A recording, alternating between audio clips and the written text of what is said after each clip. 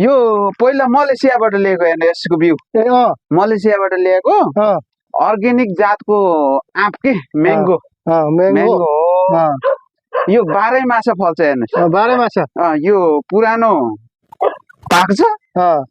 फेरि नयाँ चाहिँ घर फुल खेल्छ फेरि फल्छ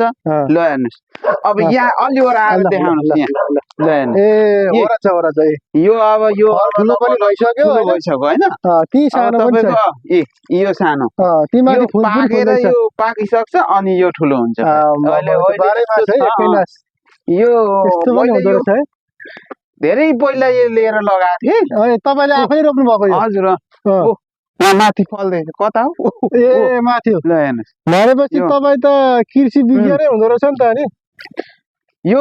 पहिला मलेसियाबाट लिएको हेर्नु यसको बिउ ए मलेसियाबाट ल्याएको मेरो सानै थियो अब यहाँ लगाइयो लगाउँदाखेरि अब अहिले यस्तो भयो हेर्नु यसले त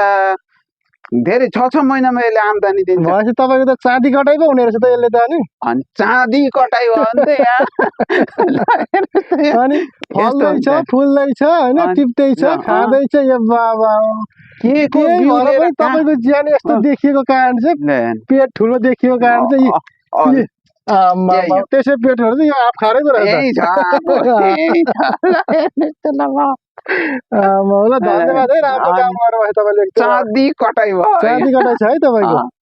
यतिको प्रगति गर्नुभएको तपाईलाई धेरै धेरै धन्यवाद है ल